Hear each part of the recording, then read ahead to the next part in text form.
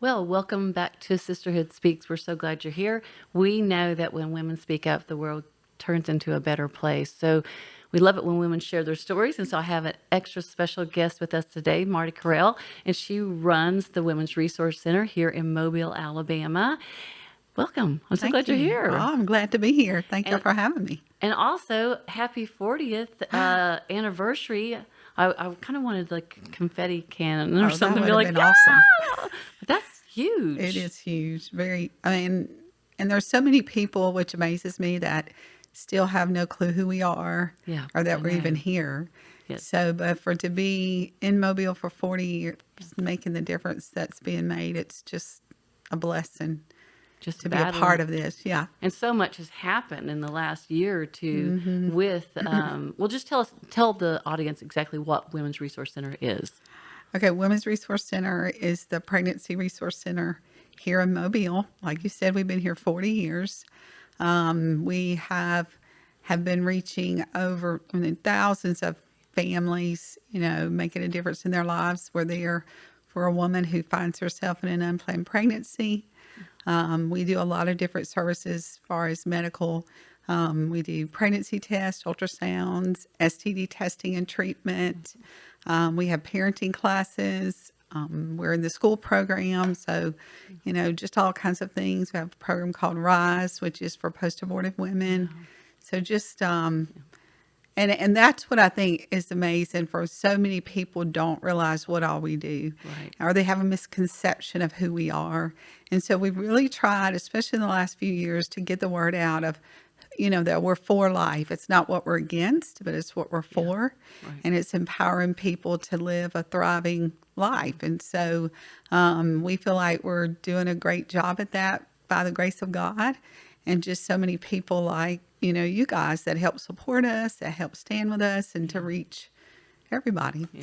So, I say all the time here, we're called to community.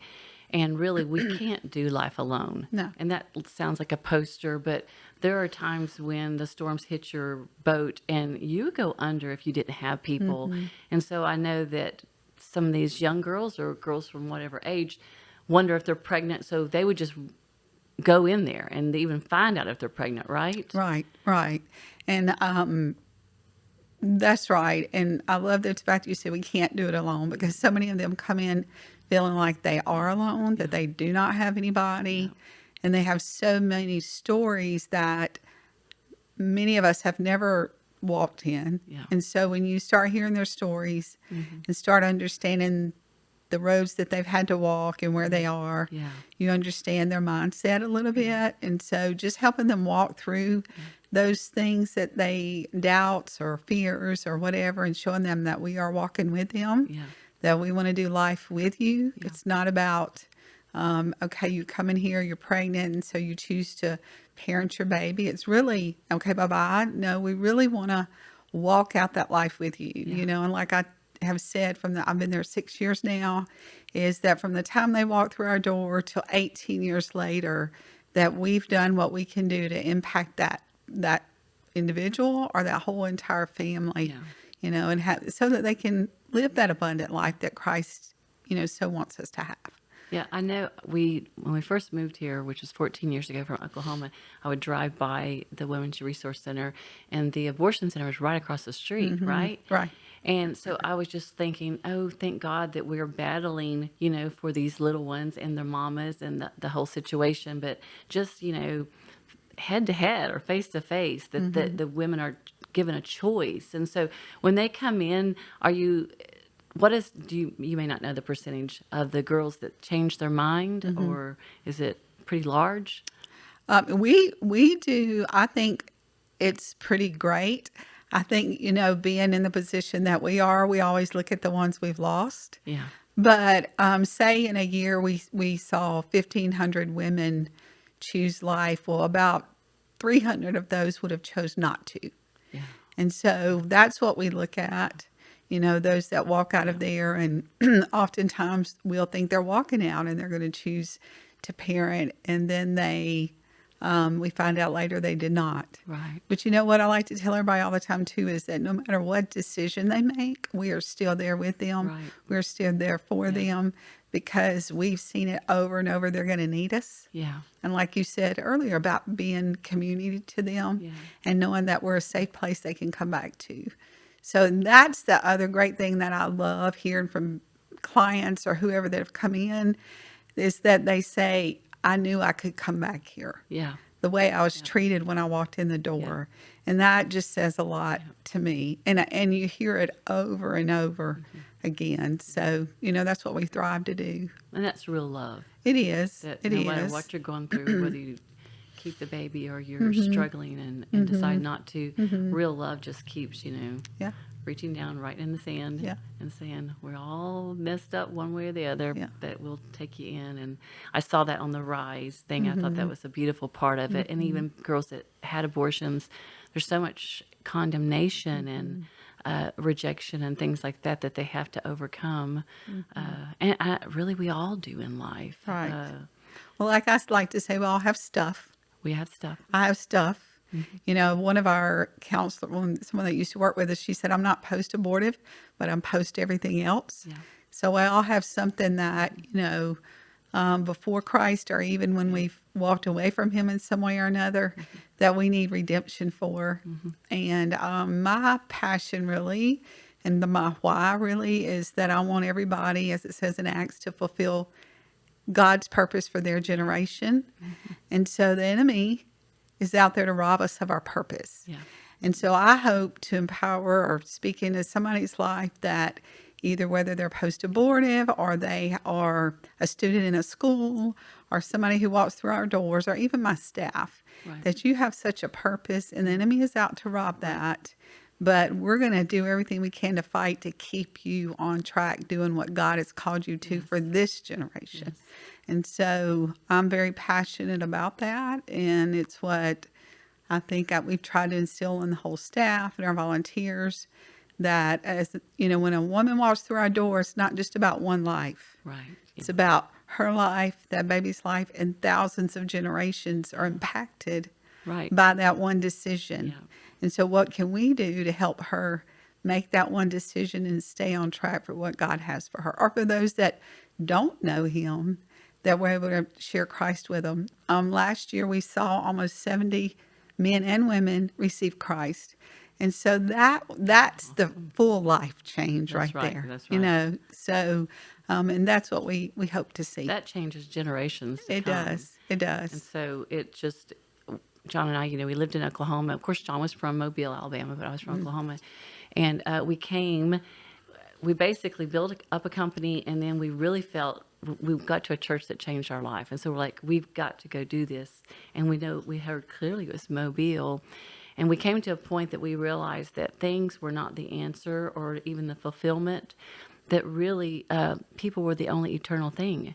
And so it's like, how silly would you be to throw your life into something that wasn't eternal? Right. It's just going to be in a storage, or somebody's going to not want it when you die.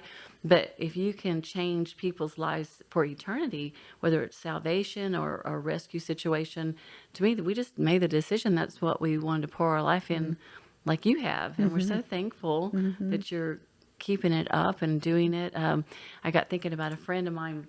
She and another friend went in, just decided to have like a wild time, they felt they deserved it. They got a little party in time, and they ended up at a situation when they had like an affair, and the girl got pregnant, and it was so strange. So they went down to Mexico. This was years and years ago, to have an abortion. And when she got in there, and because so much pressure, she just, her friend thought she got an abortion, and she walked out and didn't. And she gave birth to a child. She told her husband that I had an affair, the whole thing. So she's ended up, that woman is, an advocate in Texas for, all these. She's basically in Texas, and I'm like, this is so great. That was such a turnaround story. That one mistake didn't have to lead to another and another and another. It's just spiraling downhill. You can stop it, and only if you have help. Really, right. You have to have help, Right. And there's so much pressure. I didn't mean to interrupt you, but not that I was a single mom, but when I had Caroline, I had already had 3 miscarriages. My daughter Caroline's second one was born with Down syndrome. And so they started looking into my past and saying, okay, you had 3 miscarriages, so you had Rose, but you started acting like I was an idiot for having another baby.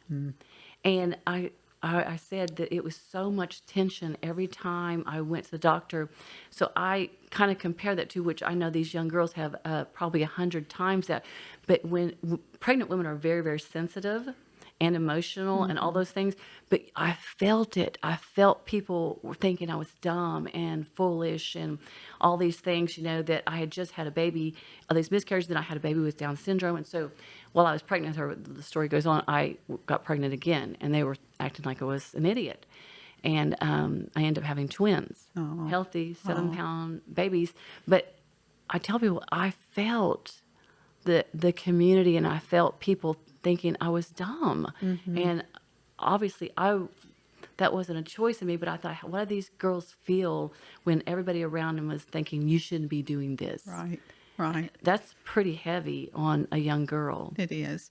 What's really sad when we have a lot of young women come in and their moms are really pressuring them to push them, and they don't want to do that. But I mean, and legally, their mom can't make them. I mean, nobody can make them, but them wanting to respect their parent and things like that. And a lot of times, generally, moms think that's the best thing for their babies or their children or daughter. And that's just, we have seen it. But what I see happen there is say, and we've seen it happen, the mom's pressuring her, she's getting pressure from her parents. She aborts the baby, but the enemy is so strategic. He drives a wedge in that family. And so, because of the bitterness and resentment that she's going to feel toward her mom. So he's not just there to rob her of that child. He's there to cause division and strife and split up a family. And so, but just like you're talking about your friend's situation, the Lord wants to use our brokenness to turn and strengthen other people. And such a redemptive story. And that's why he came, to bring redemption to us all. And so to be able to watch that happen and saying you're going to rise, that's why our programs, our post-abortive is called Rise, because we wanted them to rise up out of the guilt and shame and things that would try to hold them back. And God has a great purpose for them. At this year's gala, we had 5 women that actually had walked through abortion themselves. And we did a video, and then they came on stage. They were brave and courageous to tell their stories. And that's hard to do. It's very hard to do. But when you've got 1 in 4 women who have had an abortion. So 1 in 4 of those are in your churches. And so when we're in a room like this, that would be one of us. And so it doesn't just affect the woman, it's the man too, because it takes 2. And there's a lot of the other side is there's a lot of guys who do not want her choose an abortion, but she does so, but he has no say so. Or you've got the guy really, like you're talking about the pressure. Again, there 87% of women would choose life if their partner would support them. If they would just say, hey, I'm with you. But a lot of times men don't know what to do. And they don't want to feel, so that whatever you want to do. But this is one of the saddest things I saw when Planned Parenthood, like you said, across from our downtown center, there was a woman who was walking in the center. A man was standing out there just wailing and begging her not to go in there and abort the baby. I mean, he was, just loud, and we were just all over there it was just devastating. You could feel the pain, the agony. Of course, Planned Parenthood, not knowing that situation, had to call the police because it could have gotten volatile either way. But to see the police have to come, and then the police were just in angst too. They didn't want to. It was just a hard situation. But understanding this isn't just about women, it's about men too. And so bringing that to the light and being able to be a support there for men. Hey, guys, you can do this. Or hey, how can we better support women so that they don't walk into a place like that?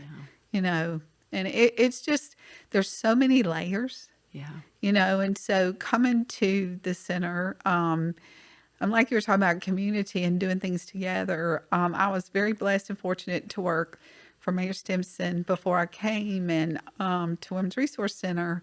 And one of the great things I saw about being there is the community and so many things that are going on, great things.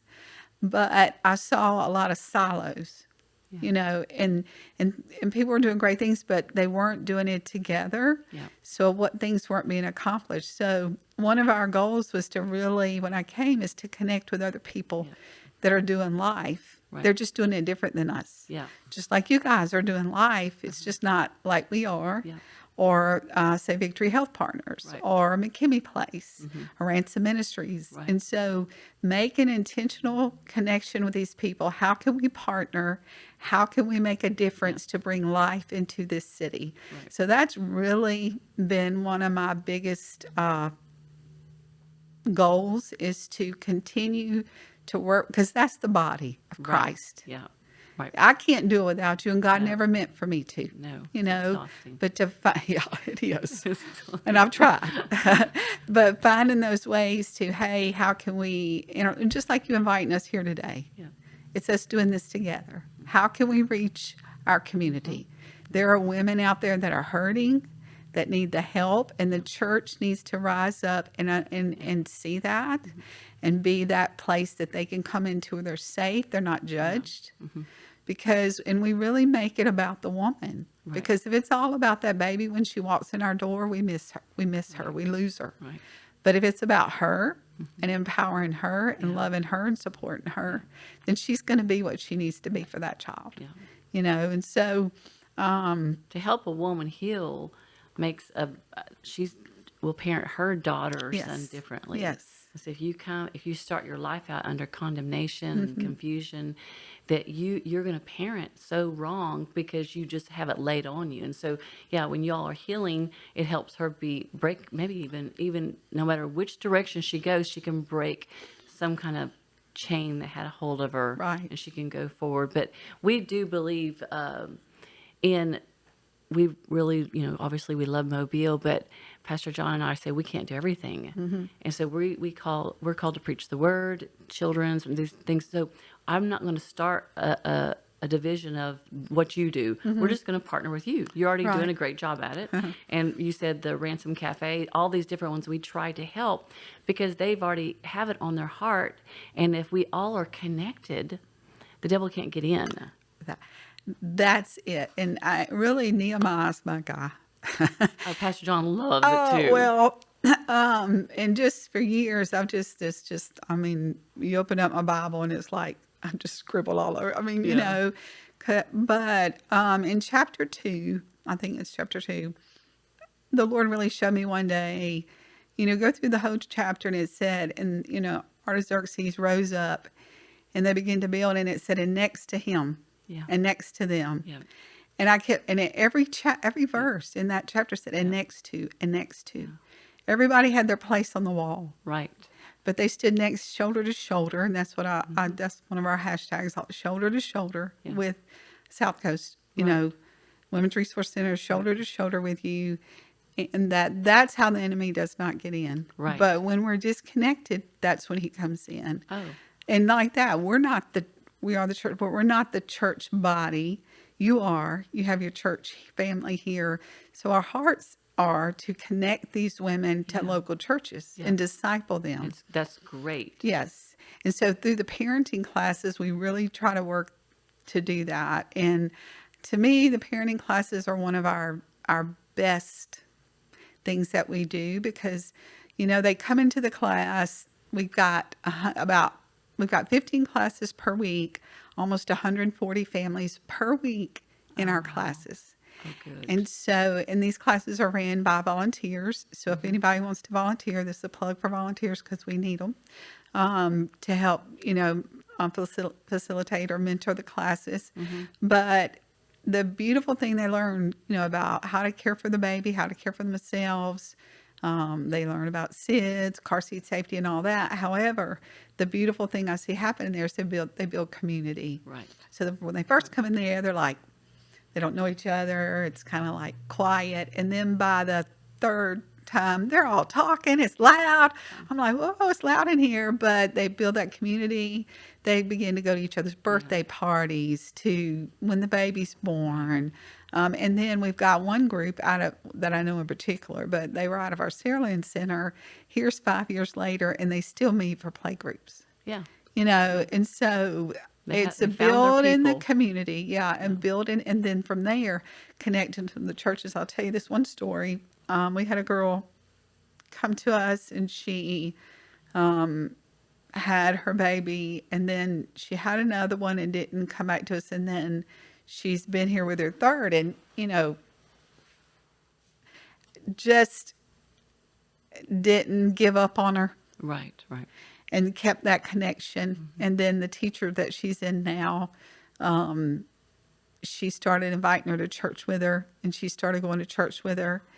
And then they stood right there in the after class was over one day, and she accepted Christ. Now that was 5 years later. Yeah. Sometimes we don't always see the seed, and being pastor of church, you don't always see the seed that you're sowing right then to growth, and you may never. But to be able to see that we stayed with her, we stayed patient, we stayed loving her and caring for her. She accepted Christ, and now she's being discipled, Right. which really is a heart of mine, because I want everybody saved, but I want you walking in all God's called you to walk in. And we need the church to help do that. And we love it. It's been on my heart lately. Well, first of all, I really believe loneliness is the worst place to be. Yeah. And so when you get into a community, you're like, okay, and then people relax and they realize I might have done this or that, but they're so much like me. We laugh and they're so much like me. But we are called to be with people. John and I say all the time that you're not a good shepherd unless you smell like the sheep. Oh, and that's good. it's sometimes messy to deal with humans on this earth is so broken. But I was reading this last Christmas about Emmanuel, God with us. And so we're not called to be isolated. We're called to be with people. If we're going to be like God, we're going to need to walk with people through times of joy and times of hurting. And that's what Jesus did. He just was with people.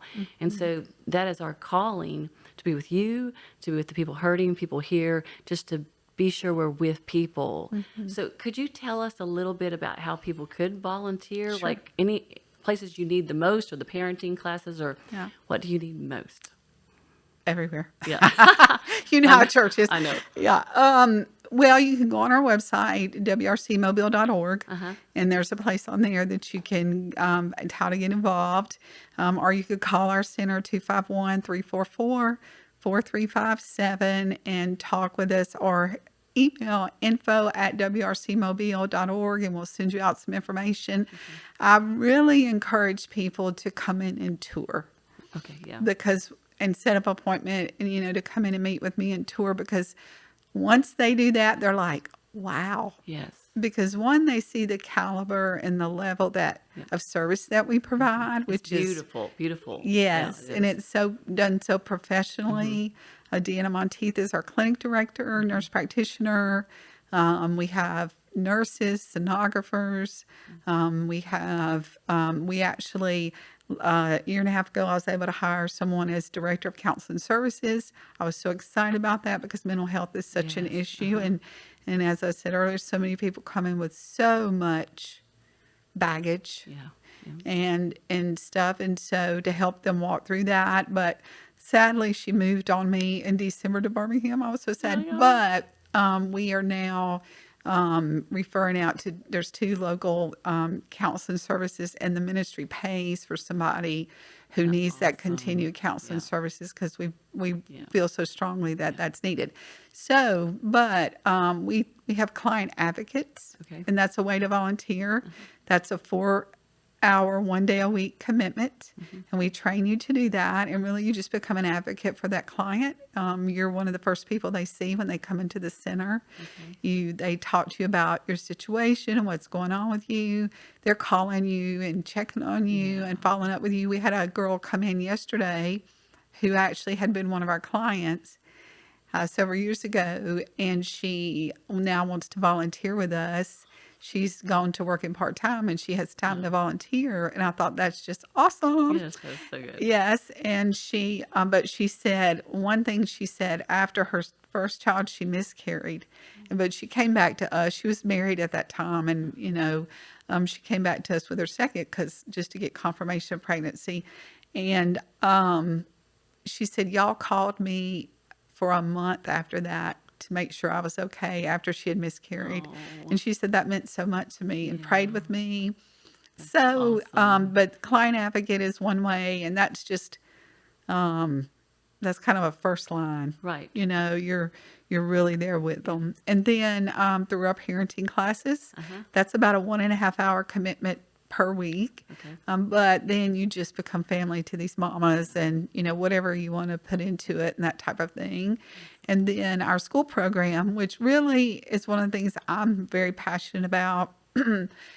To me, the most pro-life thing we can do is prevention. Right. Yeah. Because if we can speak into the life of a student and to help them rethink some of the things that they're thinking, and this is a generation, and y'all know, they just honestly don't feel anything is wrong with what they're doing. And they're not deliberately being this or that. They've grown up in that. Right. Right.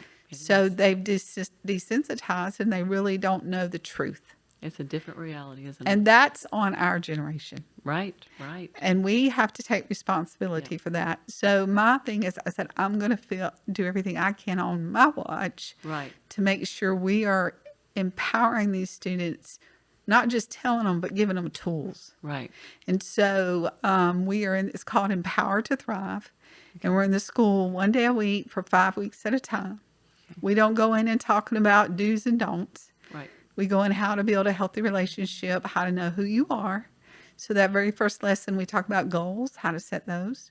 We do personality tests. We do love language. Who are you? You're right. Yeah. And then from there, we talk about technology, the effects of technology on this generation, anxiety, depression, dating, how to break up, how not to break up. Right. It's very interactive. The kids love it. I would be in every high school in Mobile County if I had the people. Right. And so, and our goal, the vision God really gave me, is that we're right now in 10th grade health classes, is to be in middle school, like 7th grade, and to write a curriculum where we're in elementary, to really start the life language taught, like valuing yourself, valuing other people, decisions you're making, where's that leading to? Right. And so, and then go from there. So we get them in the 5th grade, we get them in the say, okay, we're at Dawes Intermediate, at 5th grade. And so then we get them at Causey in the 7th. And then we get them at Baker in the 10th. And hopefully we start seeing a culture shift. Right. And so it's a big vision. Yeah. But that's what I feel like God's given me. I just need him to give me the laborers.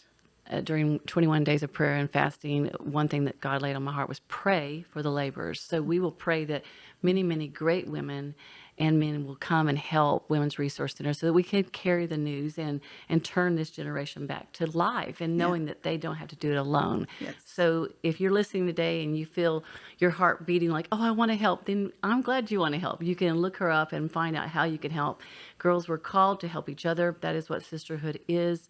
And so, Marty, thank you so much for speaking up. Thank you. It's a beautiful thing you're doing, and you're doing a beautiful job at it. So thank you so much. The girls, when you listen, then get up and go help. Thank you, guys.